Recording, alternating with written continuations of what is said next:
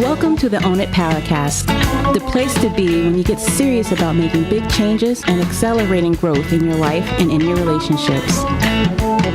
Finally create the life you've always wanted, living life on your own terms. Learn how to take your fear and turn it into powerful choices that will create sustained change. Now your host, Mary Baker. Hey everyone, welcome back to the Own It Powercast, a place where you can come to get what you need to move yourself forward. Hey, it's Mary Baker, and welcome to episode 99. Stop the people pleasing, please. How assertiveness makes for better relationships.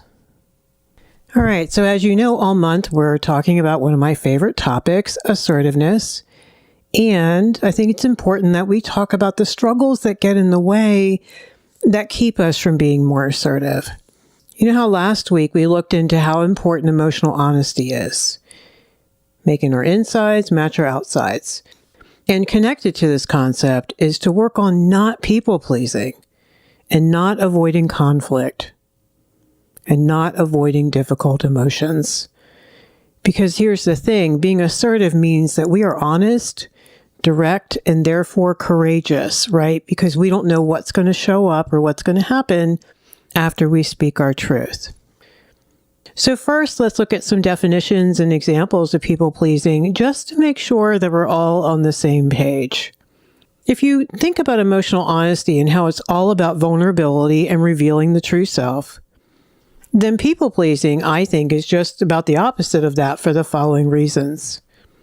First, people-pleasing focuses outside of you and on to the other person or people around you. Because you're focused on that outcome. What's going to happen? What about their possible reactions? What about the impending doom of conflict? You know, this is all fear-driven, obviously. It's because basically you're trying to control the outcome by contorting yourself to be what they need you to be in the moment. So hopefully those awful things won't happen. Impression management is another term for people-pleasing. And we really are trying to manipulate the outcome. Sounds gross, but that's what we're trying to do. A people pleaser is someone who focuses on making others happy, and they'll go to great lengths. They'll do what others may not do for them. They'll push aside their own needs, use up most of their time, energy, and money to rescue others and shower them with attention, hard work, gifts, etc., etc. And they do that because a people pleaser needs that outside approval to feel worthy because their self-worth is low and they're afraid they won't have acceptance and love and appreciation if they don't do for others. So of course, people pleasers have a hard time saying no. They often don't set limits with others for fear of rejection, of conflict, and not knowing how to handle the conflict. Some people don't want to feel the guilt for saying no. These are often people who were guilted growing up. A lot of it is unearned guilt, like we've talked about in past episodes. And then there's the shame, because then God forbid they would no longer be needed. And they have to think about all the identity that we can get from being there for others, for being what other people need us to be. That's some really powerful stuff. And it's a drug that a lot of people don't want to put down. So where does this come from? Well, a lot of people say, and you may have heard the phrase, that people pleasers start off as parent pleasers. Because as kids, we all need approval and love and acceptance from our parents to feel okay, to thrive, to believe in ourselves, to go out and make it in the world. We needed that. Parents can ignore the child's emotional needs out of their own self-absorption, their own pain, their own chaos. Maybe they just don't have time. They're overwhelmed. They're addicted. They don't know how to meet their child's needs. Sometimes it's the sad story where another sibling either has mental or physical disabilities or an illness, and the parent just doesn't have the bandwidth for the child who isn't ill or struggling. So you learn not to have needs, and or you learn to shut them down and put them away and minimize them. Maybe there was raging or shaming or fear of physical abuse. Conversely, sometimes there can just be a quiet withdrawal of love or approval from one or both parents, which gives the clear message: if you are not compliant, look out. There's no boundaries there. Do you see how they become blurred, where the child becomes responsible for the parents' fill in the blank, their emotions, their behaviors, their inabilities? And finally, kids can see their parents as fragile or volatile. And then the child often becomes parentified, like we've talked about before. And so if you're parentified, you have to shut down your own vulnerable needs of feeling loved, feeling cherished, feeling protected, feeling cared for. So instead, you're going to focus on rescuing the parent or parents. And in a crazy, sick way, it gives the child a new identity of sorts, a suit of armor to go with it that protects you from being vulnerable and thus let down and disappointed. So we learn how to people please very early in life to survive, either emotionally or physically or both. So if you struggle with people pleasing, I want you to grab some compassion and understanding for it first. You can't shame yourself into getting healthier. It doesn't work. Understanding where this may have come from for you can help you take it off yourself as a person and say, wow, I do really struggle with this, and now I know why, and I want to change it. So what are some examples of people pleasing? Like, what does it look like? Well, the most obvious one is you're really quick to agree and affirm other people, regardless of how you really feel in the moment. And I want to stop here for a moment because sometimes you're not even aware of how you really feel or what you really think. You have spent years burying that, disowning that, pushing it aside, not paying attention to it. And so it's not crazy or abnormal to not even know. Now, what often gives you a clue is you'll have a visceral reaction. You'll have anxiety, you'll have illness, you'll have some kind of irritability, something won't feel right, but you're not sure why. Typically, it presents as anxiety, like generalized anxiety.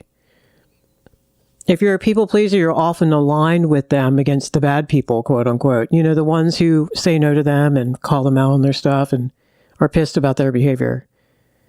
So you can really get sucked into the victim story or the victim charade, as it often is. And you can band with them against the other because that belongingness need is so strong. And if your self-esteem is already struggling, you don't want to risk losing the person in front of you's acceptance, right? If you struggle with people pleasing, you often don't say no when asked to do something or be something. You shove your own stuff aside almost unconsciously. You're not even thinking about it. It's not even on your radar, which is a problem. And then when your own stuff is not getting done and things start to suffer, that can really be difficult for you to rectify. You may neglect your physical, mental, and or spiritual health because you're too busy caring for other people and focusing on other people and what they need. You give too much. You overspend or you overspend your time helping others, often to your own detriment. Some people even think that it's admirable because they're so low maintenance. They don't have a lot of needs or wants or desires or opinions or requests. So those are some examples of people pleasing. So there are some big consequences to this behavior. It's not all great and caring. It can look like that in the very beginning. But even though you may get a high from that identity of being needed and being so appreciated and being valued and having a sense of purpose for a moment, it's guaranteed you're going to end up resentful and dissatisfied in your relationships because it's unequal. Your needs aren't being met. It's not sustainable because your needs aren't being met. And there's no real deep, vulnerable connection because it's not honest. And here's the thing, and I run into this all the time when I work with relationships, because what happens is the other person starts to lose respect for you and therefore can't trust you. You're too agreeable, you never argue or say no. And so that's great at the beginning because they get what they want and you're very compliant and pleasant and go with the flow. But after a while, you're not real or believable and they can't relate to you. Like, don't you ever get upset? Like, why don't you ever say no? And here's the thing.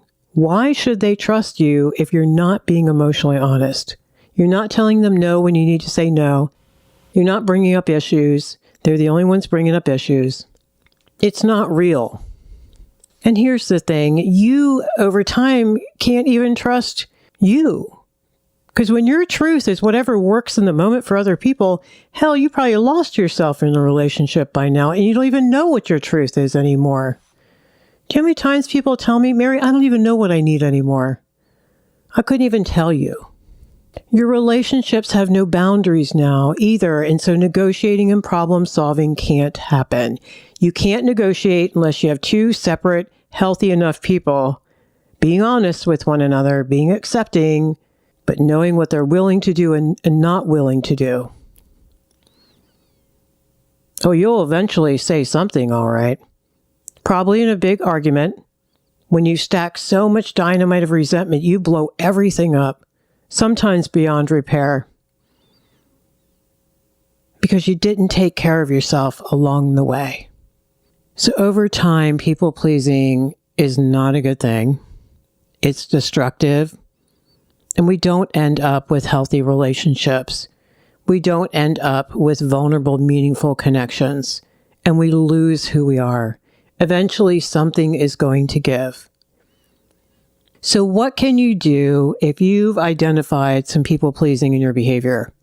First of all, be proud of yourself for having the courage to admit it. And second of all, know that it is changeable over time. You just have to be committed to changing. It's a lot of changing your mind and your feelings and then your behavior. So first, I want you to stop apologizing. I want you to stop apologizing for being upset or angry when anyone in your shoes right now would have a right to feel that way. Stop apologizing for what you need. Stop apologizing for what you think, feel, or believe. That's about you and no one's business. And for your choices, as long as they feel right for you. Please stop apologizing for your talent, your beauty, or your passions. And stop feeling bad about where you are if you have worked your ass off to get there. Stop feeling bad about what you want for your life, for your relationships, and for those you love. Use detachment. Just because other people don't like these things about you doesn't mean anything about you unless you want to make it true. So really work on the boundaries between where you end and others begin.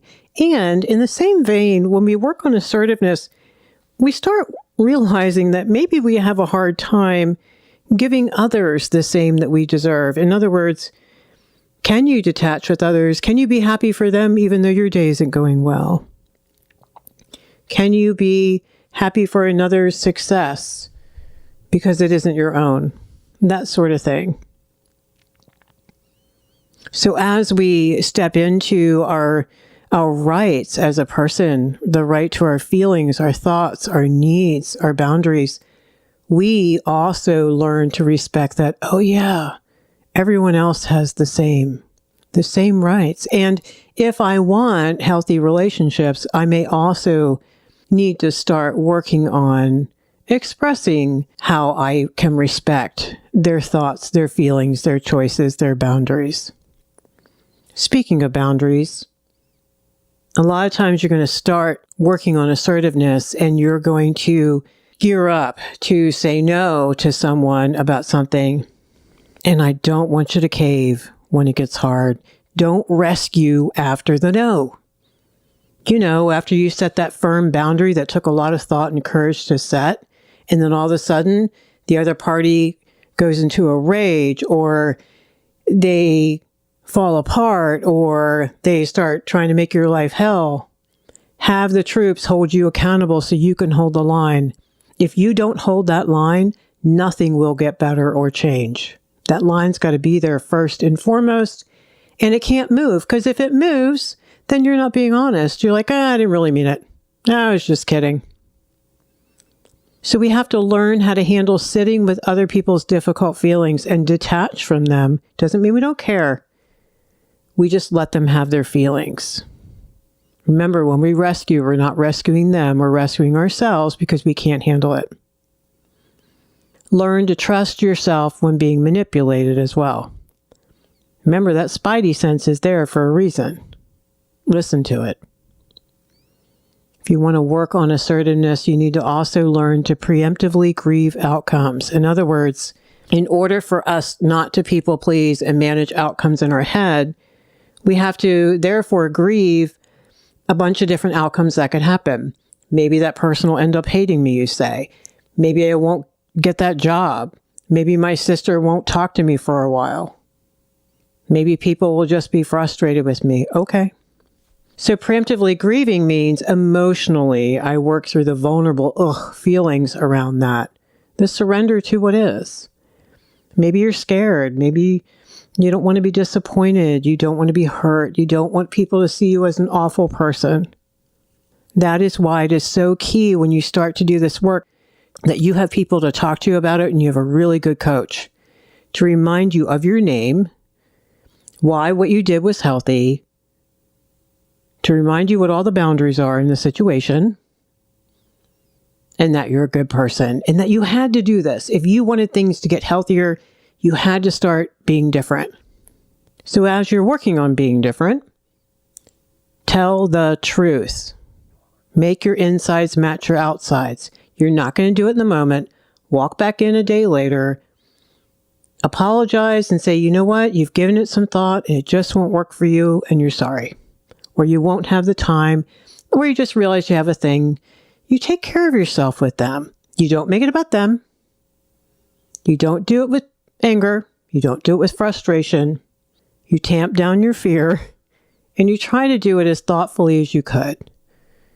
Empathy and detachment. There's nothing wrong with them wanting to ask that of you. That's okay. That's about them. But just because they ask doesn't mean you can do it. Finally, own your choices. Every last stinking one of them. Never, ever put them on anyone else. Don't do the because of you I. Lovingly own your choices. Fess up.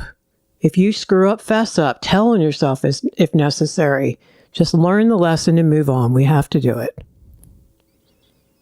We have to do it because we want to grow and change. And unfortunately, it's going to be messy. We're not going to do this perfectly. No one does. All that matters is that you keep walking through it.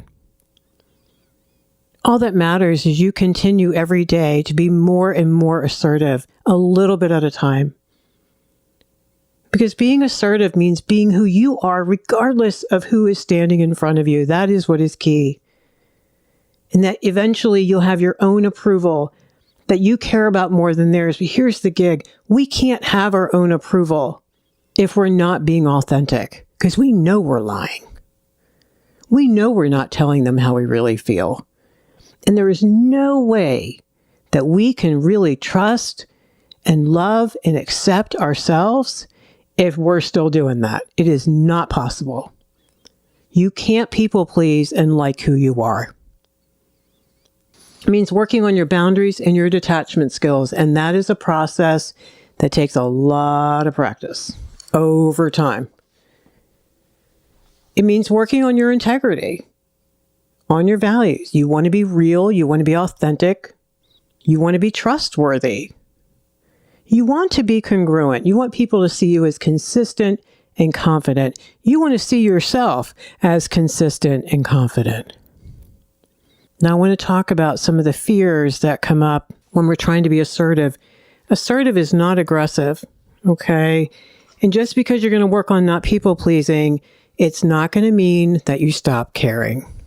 It's not going to mean that you're becoming selfish. No, you're not being selfish, I promise. You're actually going to be doing everyone around you a great big huge favor because you're going to be practicing self-care and taking care of yourself. No, you won't be abandoned, because here's why. The right people who can actually honor and respect you and your boundaries will understand and they will stay. The only people who won't, who are people who I think are probably very unhealthy and probably not good for your life right now anyway. No, you won't do this perfectly or right away. You're going to take a long time to gear up to be ready, and that's okay. Because you're going to get stronger every time you think about this, every time you read about it, every time you talk about it, every time you gear up the courage and don't pull the trigger. That's all right. You're just getting stronger. You're in training. And don't worry, you won't stop caring or giving. You will just do it without a particular outcome in mind. So today we talked about how draining and destructive people-pleasing can be and how working on it can be both exhilarating and scary, but I think can yield some incredible results in your relationships over time, especially the one you have with yourself. So if you don't have support, don't have a coach, grab one. If you need some counseling, grab that. Grab an online support group, whatever you need. You're going to need people around you that you can talk to about this who aren't going to judge you, but instead encourage you to do the healthy thing, to talk about conversations and things that are happening with people so they can give you a really good objective evaluation and remind you you're a good person who's just trying to be healthier and more authentic. Okay, so make sure you join us next week. That is our 100th episode of the Own It Powercast. I am really excited. It's quite a milestone, and all of you have been along the journey with me, and I can't thank you enough for being here because it's your needs, your struggles, and your courage and willingness to change that are the reason for this podcast. So as a thank you, during our next episode, we're going to be doing a special giveaway for 2 lucky people. So make sure you tune in and hang out with us, and we'll give you more details then. All right. So thank you so much for joining me today. I hope you stay healthy. You believe in yourself. You practice being healthier, and you hold on to hope. Be sure to check the show notes at ownitpowercast.com. And sign up for the newsletter. It comes out every Tuesday. It has everything in it, including the bonus downloads for each episode. All right, so pay it forward. Keep focusing on you, and I'll see you next time. We hope you took away some useful insights and tools you can begin using right away. If you did, please leave a positive review and share on your social media. Because could you imagine if everyone in your life really got it together? Remember, own it now, so you can really own it later.